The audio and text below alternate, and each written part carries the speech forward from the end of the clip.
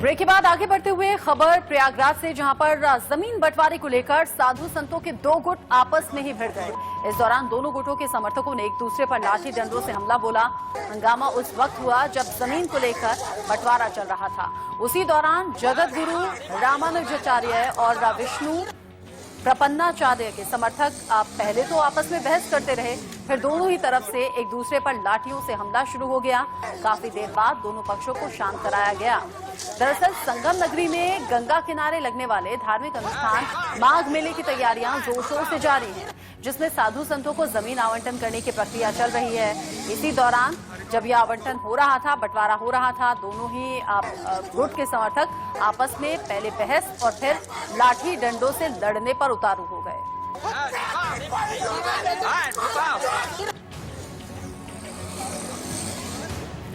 और अब आगे बढ़ते हुए बात बदलते मौसम की। दिल्ली में 2 दिन से बारिश के बाद ठंड और ज्यादा बढ़ गई है। सर्द हवाओं से लग रहा है कि जिंदगी मानो जम जाएगी। लेकिन दिल्ली के बॉर्डर पर किसान आंदोलन का जो आलम है, वहां की तस्वीरें अगर आप देखेंगे तो लगेगा भीषण ठंड किसानों के हौसलों को तिनका भर भी डिगा नहीं पाई है। आंदोलन का आज 39वां दिन। किसानों ने प्रेस कॉन्फ्रेंस कर सरकार को कल होने वाली 8वीं वार्ता से पहले साफ लहजे में बता दिया कि कानून वापसी से कम पर कुछ भी उन्हें गवारा नहीं। वो घर नहीं लौटेंगे जब तक तीनों कृषि कानून वापस नहीं होंगे। एक तरफ किसान सरकार के बीच में लगातार ठनी हुई है, गतिरोध की स्थिति है, तो वहीं दूसरी ओर सियासत भी लगातार तेज है। राहुल गांधी ने आज सरकार पर सबसे तीखा हमला बोला और किसान आंदोलन की तुलना 1917 में हुए चंपारण आंदोलन से करते हुए मोदी सरकार की तुलना अंग्रेजों से कर दी। राहुल ने वार किया तो सरकार की ओर से भी तुरंत पलटवार हुआ। कल होने वाली 8वें दौर की बातचीत से क्या कुछ सवाल उठेंगे? क्या बातचीत सफल होगी? क्या दिल्ली के बॉर्डर पर कल से शांति कायम होगी? ये लगातार सवाल बने हुए हैं। लेकिन इस बीच ठंड ने किसानों की भी दिक्कत बढ़ा दी है। जो सरकार है, केंद्र सरकार, वो अपना भतीरा जो अड़ियल भतीरा है, हटकर्मी बना रही है, उसको ये छोड़ना चाहिए और किसानों की मांगों पर गंभीरता से विचार होना चाहिए। जो हमने 3 कृषि कानून रद्द करने की बात की है, हमारी बात वही अड़ी है और किसान जब तक ये कृषि कानून खत्म नहीं किए जाते वापस नहीं जाएंगे। यही आंदोलन जो है वो बढ़ता जाएगा। किसानों की और गिनती है जो वो इस संघर्ष में शामिल होती जाएगी। मैं संगरूर ਦੇ ਵਿੱਚ ਜਿਹੜਾ ਅੱਜ ਲਾਠੀਚਾਰਜ ਭਾਜਪਾਈਆਂ ਨੇ ਕਰਵਾਇਆ ਹੈ ਕਿਸਾਨਾਂ ਤੇ, ਉਹ ਬਹੁਤ ਮੰਦਭਾਗਾ ਸੀ, ਉਹਦੀ ਨਿੰਦਿਆ ਕਰਦੇ ਆ। ਤੇ ਜਿਹੜਾ ਪ੍ਰਧਾਨ ਮੰਤਰੀ ਹੈ ਨਰਿੰਦਰ ਮੋਦੀ, ਇਹਨੇ ਅਡਾਨੀ ਬਾਨੀ ਦੇ ਕਿਸੇ ਵੀ ਨੁਕਸਾਨ ਤੇ 2-3 ਵਾਰ ਬੋਲਿਆ ਹੈ ਤੇ ਸਾਡੇ 60 ਕਿਸਾਨ ਸ਼ਹੀਦ ਹੋ ਚੁੱਕੇ ਨੇ, ਜਿਨ੍ਹਾਂ ਤੇ ਇੱਕ ਵਾਰ ਵੀ ਪ੍ਰਧਾਨ ਮੰਤਰੀ ਨਹੀਂ ਬੋਲਿਆ। ਇਹ ਵੀ ਬਹੁਤ ਮੰਦਭਾਗੀ ਗੱਲ ਆ। आज आंदोलन के 39वें दिन बॉर्डर पर कड़ाके की ठंड और बारिश में किसान डटे हुए नजर आए। अरुण ढांडा वहां पर पहुंचे, उन्होंने क्या देखा, इस रिपोर्ट के जरिए आप जानिए। किसानों के प्रदर्शन को दिल्ली बॉर्डर्स पर करीब 40 दिन हो चुके हैं। किसान अपनी मांगों पर डटे हुए हैं और अब सबको उम्मीदें हैं कल यानी 4 तारीख की उस मीटिंग से, जिसमें किसान के संगठन और सरकार के बीच बैठक होनी है। किसानों ने यह साफ कर दिया है कि अगर उनकी मांगे, जो 2 मुख्य मांगे बची हुई हैं, अगर वो पूरी नहीं होती हैं सरकार की तरफ से, जिसमें एक मांग ये है कि एमएसपी को लीगलाइज किया जाए और दूसरी अहम मांग ये है कि 3 जो कानून सरकार ने बनाए हैं उसको सरकार खारिज करे। ऐसे में कल का दिन बहुत ज्यादा अहम होने वाला है। इन पिछले 38-40 दिनों में किसानों ने सबसे कम तापमान भी देखा, जिसने करीब 20 सालों के रिकॉर्ड तोड़ दिए। दिल्ली में इतना कम तापमान भी गया और बारिश भी हुई। उसके बावजूद भी किसान अपने मुद्दों पर, अपने संघर्ष पर जारी हैं। किसानों के नेताओं से हमने आज बात की, उनका ये साफ कहना है कि हमने अपनी स्ट्रैटेजी और प्लानिंग तैयार कर दी है कि अगर कल बातचीत सरकार के साथ सक्सेसफुल नहीं रहती है तो किस तरह से उनको आगे देश भर में अपने इस प्रदर्शन को लेके जाना है। किसानों ने यह साफ कर दिया है कि ट्रैक्टर रैली भी 6 तारीख को होगी और साथ ही साथ उन्होंने देश भर के किसानों से यह आह्वान किया है कि 26 जनवरी को तमाम लोग दिल्ली पहुंचे, देश की राजधानी दिल्ली पहुंचे और ट्रैक्टर मार्च निकाले। और साथ ही साथ जो लोग अपने घर को छोड़कर दिल्ली नहीं आ सकते हैं, वो अपने घरों पर अपने इलाकों में प्रदर्शन करके किसानों का साथ दें।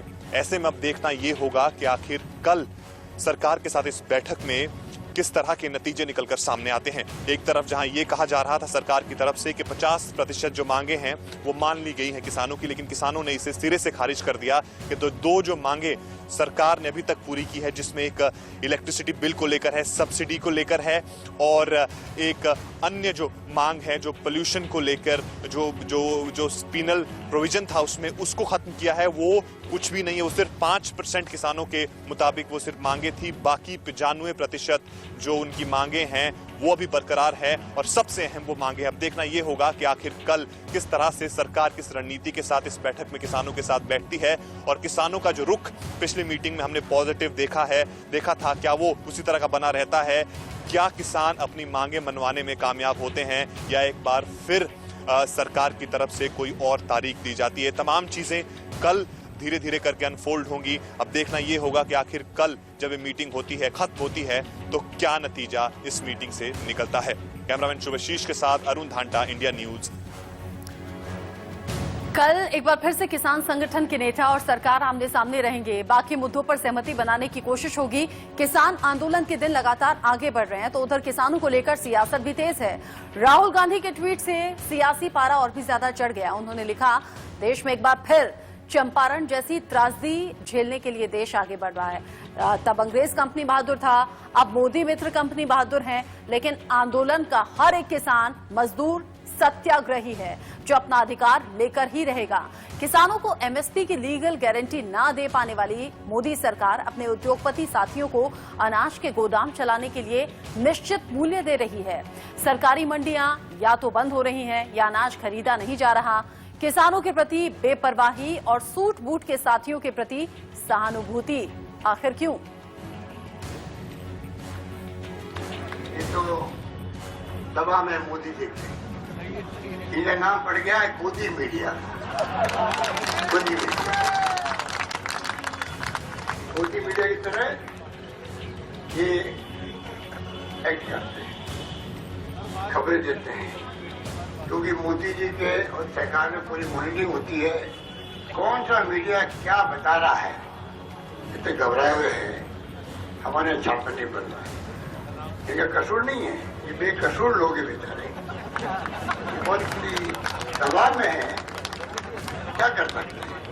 और मैं आपको कहना चाहूंगा, इसके चक्कर में नहीं आना पड़ेगा। न्यूज सुनो और विश्लेषण करो, वास्तव में सच्चाई क्या है।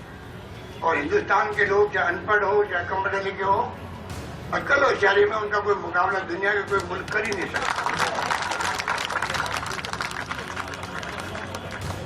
ऐसा फासा पढ़ते हैं, पता ही नहीं लगता। इंदिरा जी जैसी मान्यता हार गई, तो बांग्लादेश आजाद कराया। देखिए, लगातार विपक्ष सरकार पर हमलावर है तीनों कृषि कानूनों को लेकर, और इसी बीच दिलचस्प सियासी तस्वीर भी सामने आई है। उसी दौरान का बयान आप सुन भी रहे थे अशोक गहलोत का। राजस्थान में एक दूसरे के विरोधी माने जाने वाले अशोक गहलोत और सचिन पायलट किसानों के नाम पर एक साथ एक मंच पर नजर आए। वहीं से अशोक गहलोत ने सरकार पर निशाना साधा, किसानों के समर्थन की बात कही और फिर एक साथ बैठकर यह भी दिखा दिया कि किसानों के मुद्दे पर कम से कम अंदरूनी कलह को हम भूलकर, आपसी मनमुटाव को भूलकर साथ में आए हैं। आगे बढ़ते हुए बात अब बदलते मौसम की, बढ़ती ठंड की। दिल्ली एनसीआर में सुबह सवेरे हुई झमाझम बारिश ने ठिठुरन और ठंड को और बढ़ा दिया। दिल्ली एनसीआर में रुक रुक कर हो रही बारिश ने लोगों की परेशानी तो बढ़ाई ही है, लेकिन साथ ही साथ मुसीबत इसलिए भी कि जो लोग घर से जरूरी काम के लिए निकले उन्हें परेशानियों का सामना करना पड़ा। जम्मू कश्मीर में नए साल पर सैलानियों को बर्फबारी का तोहफा मिला, लेकिन इस सफेद चादर से स्थानीय लोगों की मुश्किलें बढ़ गई, जो हम बार बार कहते भी हैं। और मौसम विभाग ये कह रहा है कि 4 और 5 जनवरी को जम्मू कश्मीर के कुछ हिस्सों में भारी बारिश भी होगी, बर्फबारी भी होगी। मतलब लोग तैयार रहें। पिछले दिन से मौसम में बदलाव आना शुरू हो जाएगा और कुछ हिस्सों में और बारिश हो सकती है। आपके टीवी स्क्रीन पर जो 8 तस्वीरें हैं, एक तरफ आप पहाड़ी इलाकों की शिमला, मनाली, गुलमर्ग और श्रीनगर की तस्वीरें देख रहे हैं, और उसका सीधा सीधा असर मैदानी इलाकों पर कैसे है। देश की राजधानी दिल्ली, जहां पर पिछले करीब 15 साल का रिकॉर्ड टूटा है, कनॉट प्लेस, चांदनी चौक, अक्षरधाम और बारापुला की ये तस्वीरें, जहां पर दिन में जब उजाला होना चाहिए था तब भी अंधेरे जैसी तस्वीरें सामने आई। लोगों को अपनी गाड़ी के हेडलाइट हेडलैम्प्स को जलाकर रोशनी करनी पड़ी और फिर गाड़ियों को आगे बढ़ना पड़ा। दिल्ली में नए साल के बाद से तापमान में लगातार गिरावट देखी जा रही है। दिल्ली के सभी इलाकों में झमाझम बारिश हो रही है और ये आज बारिश की तस्वीरें आप देख रहे हैं। तस्वीरें हैं जनपथ, बारापुला रोड, चांदनी चौक, अक्षरधाम, आरके पुरम और कनॉट प्लेस की।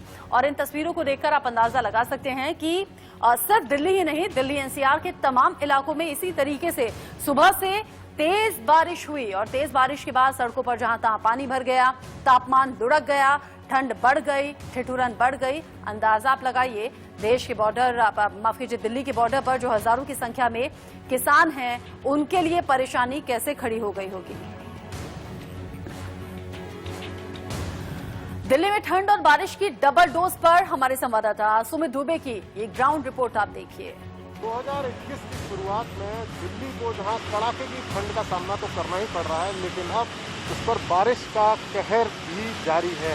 रविवार के दिन सुबह से ही दिल्ली में चारों तरफ लगातार बारिश होती रही और इस वक्त हम सेंट्रल दिल्ली में हैं। यहाँ के हालात हम दिखा रहे हैं किस तरीके से सड़कों पर पानी भी थोड़ा बहुत भरा हुआ है और लोग इस लगातार जो बारिश ठहर ठहर कर हो रही है, बीच में थोड़ी सी रुक जाती है लेकिन हो रही है, उसको चलते लोगों को परेशानी का सामना भी करना पड़ रहा है। हालांकि रविवार का दिन है, इसलिए ज़्यादा लोग आज बाहर नहीं निकले हैं, लेकिन जो अपने जरूरी काम की वजह से बाहर निकले हैं उनको परेशानियों का सामना यहाँ करना पड़ रहा है। दिल्ली के अलग अलग इलाकों में कई जगह ऐसी भी खबरें आई हैं कि जहाँ पानी भर भी गया है, जिससे परेशानी बढ़ी है लोगों की। ऐसे में ये बारिश जो वेस्टर्न डिस्टर्बेंस के चलते दिल्ली में ये जो अचानक बारिश हुई है, इससे लोगों की परेशानी के साथ साथ ठंड के भी और ज़्यादा बढ़ने की आशंका प्रबल हो गई है।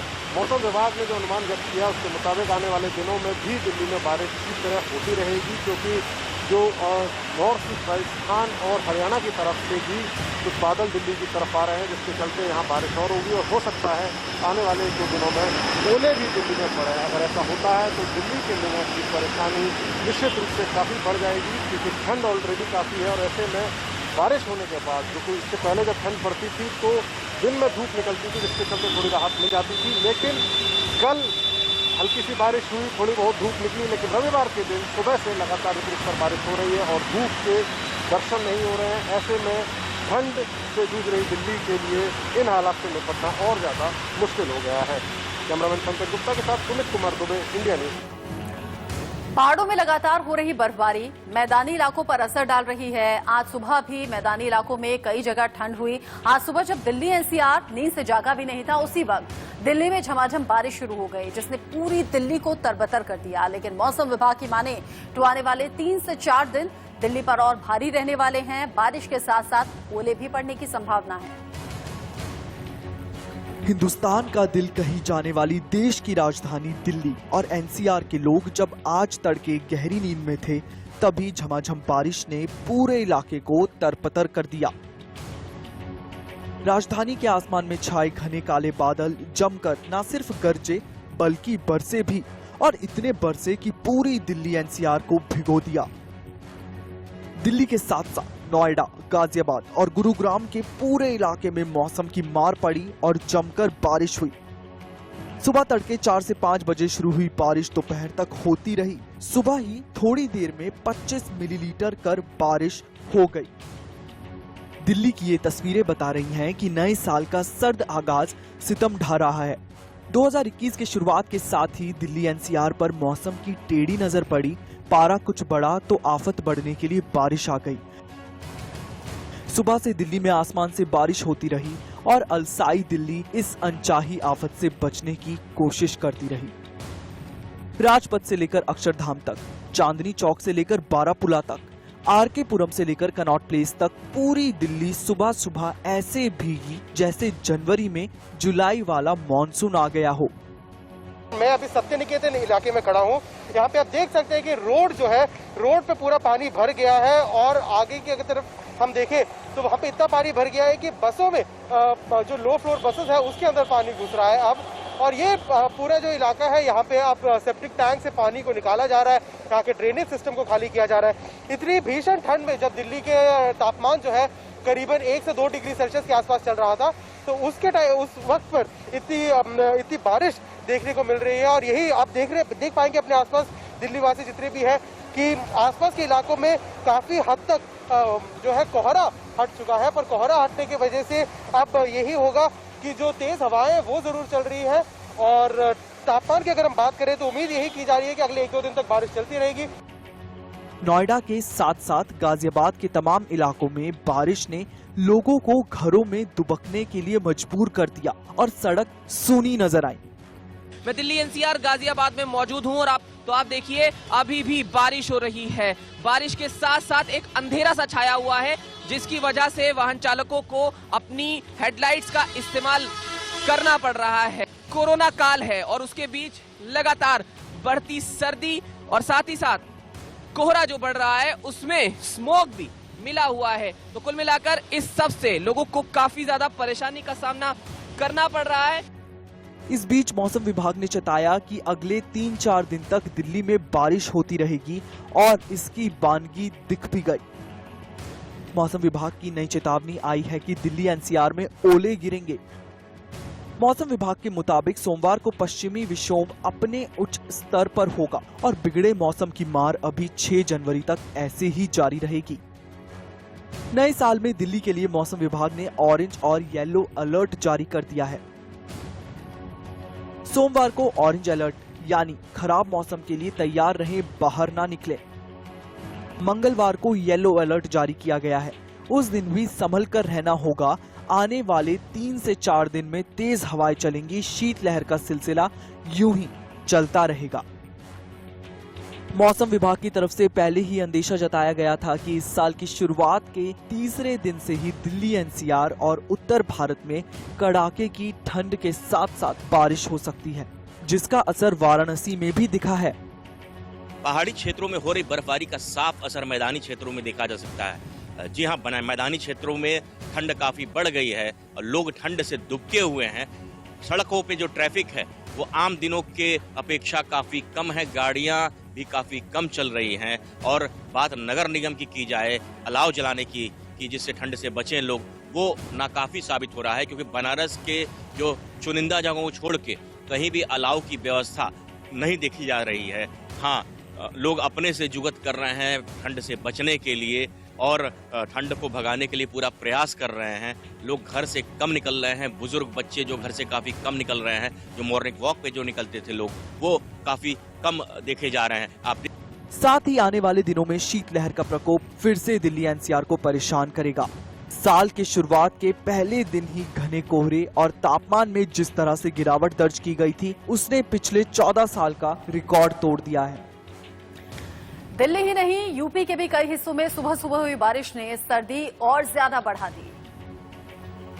देने वाली सर्दी के बीच लगातार दूसरे दिन भी दिल्ली एनसीआर में बारिश हुई है, जिसके बाद ठिठुरन और कपकपी में इजाफा हुआ है। तापमान में लगातार गिरावट हो रही है। मैं दिल्ली एनसीआर गाजियाबाद में मौजूद हूं और आपको सुबह 8 बजे के बाद की तस्वीरें दिखाऊं तो आप देखिए अभी भी बारिश हो रही है। बारिश के साथ साथ एक अंधेरा सा छाया हुआ है, जिसकी वजह से वाहन चालकों को अपनी हेडलाइट्स का इस्तेमाल करना पड़ रहा है। तापमान की अगर बात करें तो वो इसी हफ्ते में 2 डिग्री के आसपास भी चला गया था। हालांकि आज सुबह 8 बजे के तापमान की अगर गाजियाबाद में बात करते हैं तो वो करीब 13 डिग्री न्यूनतम है। और जो लोग रोड पर निकले हैं, सुबह उन्हें अपने गंतव्यों तक जाना है, वो छाते का इस्तेमाल कर रहे हैं और किसी तरह से अपने गंतव्यों तक जाने की कोशिश कर रहे हैं।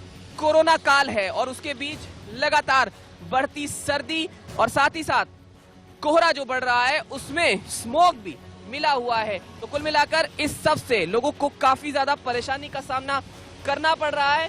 डॉक्टर्स भी ये कह रहे हैं कि इस मौसम में सर्दी, जुकाम, बुखार ये सब आपको घेर सकता है, तो ज्यादा से ज्यादा सावधानी बरतने की जरूरत है। गाजियाबाद से जतिन गोस्वामी, इंडिया न्यूज। गाजियाबाद की तस्वीरें आपने देखी। पहाड़ों पर बर्फबारी हो रही है। दिल्ली एनसीआर में झमाझम बारिश हुई, जिसके चलते पंजाब में भी ठंड बढ़ गई। लुधियाना में कड़ाके की ठंड के बीच घना कोहरा भी देखने को मिला और ठंड से बचने के लिए लोग अलाव का सहारा लेते हुए नजर आए। जो घर से काम के लिए निकले थे वो ठंड से 2-4 होकर जैसे तैसे अपने काम की जगह पहुंचे, और जो लोग नहीं निकल पाए, हिम्मत नहीं कर पाए, वो घर में ही खुद को ठंड से बचाए हुए रखते रहे। पूरा उत्तर भारत सर्दी की चपेट में है। कहीं शीतलहर, कोहरा तो बारिश लोगों के लिए मुसीबत बनकर सामने आ रही है। पहाड़ों पर जमकर बर्फबारी हो रही है। ये तस्वीरें आपके टीवी स्क्रीन पर शिमला, मनाली, गुलमर्ग, जोजिला की हैं, जहां पर हर तरफ बर्फ की सफेद चादर आपको दिख रही है। पहाड़ों पर बर्फ लगातार गिर रही है, जिसकी वजह से मैदानी इलाकों में ठंड बढ़ गई है। और आप इन तस्वीरों को देखकर आप समझ पाएंगे, खूबसूरत तो ये तस्वीरें हैं, सैलानियों के चेहरे जरूर खिल गए हैं, लेकिन जहां तहां मुसीबत का सामना भी करना पड़ा। जहां कहीं रोड्स ब्लॉक हो गई बर्फ की वजह से, तो कहीं खाने पीने का सामान, पीने के पानी की दिक्कत भी सैलानियों को झेलनी पड़ी है। हालांकि सैलानी बर्फबारी का फिर भी लुत्फ उठा लेते हैं, लेकिन स्थानीय लोगों के लिए परेशानी भरी ये तस्वीरें हैं।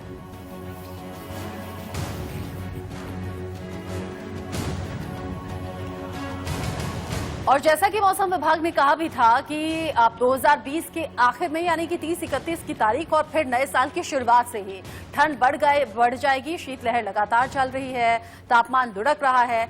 कश्मीर से हमारे संवाददाता की ग्राउंड जीरो की रिपोर्ट देखिए आप। बीती रात से जारी बारिश और भारी बर्फबारी के बाद ये हाईवे बंद किया गया है। आप मेरे पीछे देखेंगे तो ये जम्मू श्रीनगर नेशनल हाईवे का नगरोटा जो का इलाका है, और यहाँ देखेंगे ट्रैफिक पुलिस कर्मी लगातार लोगों को रोक रहे हैं ताकि किसी भी तरीके से जो गाड़ियां कश्मीर जाने वाली हैं वो यहाँ से आगे ना जाने पाए। और हाईवे बंद होने की वजह से सैकड़ों की तादाद में गाड़ियां जो मालवाहक ट्रक हैं या पैसेंजर गाड़ियां हैं वो भी हाईवे पे फंस गई हैं। वजह बड़ी साफ है क्योंकि हाईवे पर इस वक्त फिसलन का होती है। ऐसे में अगर किसी भी गाड़ी को आगे छोड़ा जाता है तो उनके लिए रिस्की हो सकता है। इसी वजह से जो है प्रशासन की तरफ से हाईवे पर ट्रैफिक को बंद किया गया है। जबकि अगर बात की जाए बनिहाल टनल के इलाके की, जहां पर ये बर्फबारी हुई है, ये बर्फबारी की बात की जाए तो लगभग 1 फीट के करीब जो बर्फ है इस वक्त हाईवे पर जो है आपको बता दूं कि जमा हो गई है बनिहाल टनल के आसपास के इलाके में। और वहां पर लगातार मशीन्स के जरिए जो है उस बर्फ को हटाने का काम चल रहा है, मगर जब तक ये बर्फ साफ नहीं हो जाती काफ़ी परेशानियां हो सकती हैं। हालांकि बनिहाल इलाके की बात करें तो वहाँ अभी भी ताज़ा बर्फबारी हो रही है। मौसम विभाग ने पहले ही 3 दिनों तक बारिश और बर्फबारी का जो है वो उम्मीद जताई थी, और उसी के बाद ये फैसला लिया गया था कि एडवांस में ट्रैफिक पुलिस ने यहाँ पर गाड़ियों को रोका था ताकि किसी भी तरह से जो लोग हाईवे पे जाते हैं वो वहाँ पे फंस ना जाएं। और लोगों को लगातार यहाँ पर रोक कर जो है एक ये अपील की जा रही है कि लोग हाईवे की ओर ना बढ़ें, क्योंकि अगर वो आगे जाते हैं और वो रास्ते में फंस जाते हैं तो उनके लिए काफ़ी दिक्कतें जो है वो हो सकती हैं। और इसीलिए लगातार जो है प्रशासन की तरफ से कहा जा रहा है कि लोग जो है इस हाईवे पर जो है वो थोड़ा संयम बरतें और एहतियातन गाड़ियों को लेकर अभी ना जाएं। अनुज कुमार के साथ अजीज इंडिया न्यूज़।